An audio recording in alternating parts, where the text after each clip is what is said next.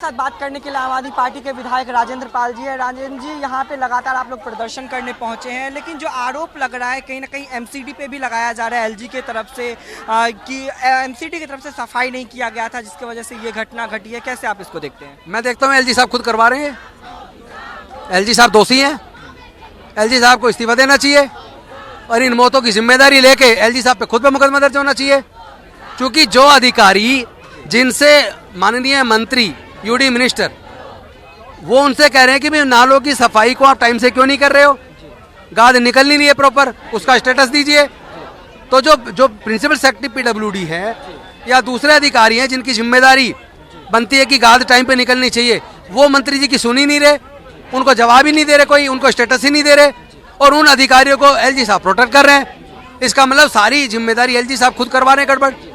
तो दोषी कौन है? एलजी खुद जिम्मेदारी लेना। साथ ही साथ जितने नालों के ऊपर अवैध कब्जे होकर जो कब्जे हो चुके हैं, पक्के कब्जे बन गए, यहाँ तक कि कई जगह तो नालों को बंद करके उसके ऊपर पक्के निर्माण कर लिए और उनके खिलाफ लोग कंप्लेंट डालते हैं। ना डीडीए कार्रवाई करती, ना एलजी कार्रवाई करते, ना एमसीडी कार्रवाई करती। अब हम जैसे लोग संसद विधानसभा में उठाते हैं, हम जैसे लोग एलजी साहब को बोलते हैं कार्रवाई करने के लिए, लेकिन एलजी साहब कोई कार्रवाई नहीं करते, ना उनके अधिकारी कार्रवाई करते। हम लोग आखिर करें तो करें क्या? हमको तो हेल्पलेस बना दिया है, क्योंकि सारे अफसरों को अगर हम कहें आप काम नहीं करें तो इनको सस्पेंड करो, वो अधिकार हमारे पास है नहीं, वो सरकार के पास है नहीं, वो मंत्रियों के पास है नहीं, मुख्यमंत्री के पास है नहीं, वो अधिकार तो एलजी साहब ने अपने पास रखा हुआ है। ये सब केंद्र सरकार, भारतीय जनता पार्टी की केंद्र की सरकार एलजी के माध्यम से दिल्ली में गंदी राजनीति कर रही है।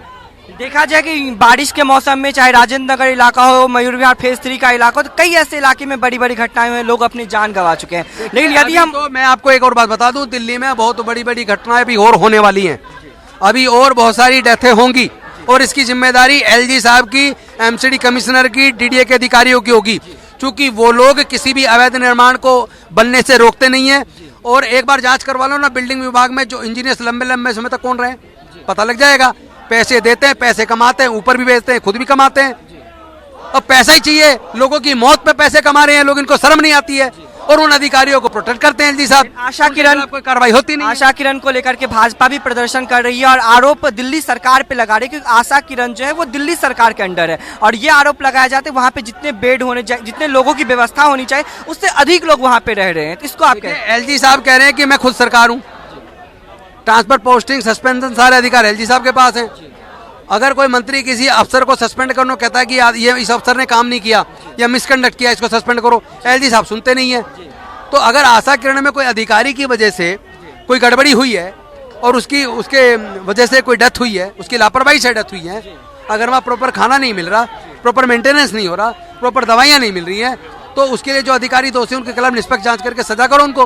तो एलजी तो करेगा ना, या तो अधिकार दे दो दिल्ली की सरकार को, मंत्रियों का अधिकार दे दो ना सस्पेंड करने का, 2 दिन के अंदर अगर दिल्ली का सारा काम अच्छा ना हो जाए तो। एक आखिरी सवाल, लगातार दिल्ली में देखा जाता है कई ऐसे मुद्दे रहते हैं जो एलजी बनाम दिल्ली सरकार चलते रहता है, चाहे वो एमसीडी का मुद्दा हो या फिर बहुत सारे ऐसे मुद्दे। दिल्ली की जनता को इंसाफ कैसे मिलेगा? ये हमेशा रहेगा जब तक दिल्ली के अधिकारियों का कंट्रोल, उनकी ट्रांसफर, पोस्टिंग, सस्पेंशन यानी कार्रवाई ना करने पे उन अधिकारियों को मंत्री सस्पेंड कर सके, जब तक ये अधिकार नहीं मिलेगा तब तक ये तो इस तरह चलता रहेगा। जनता को इंसाफ कैसे मिलेगा?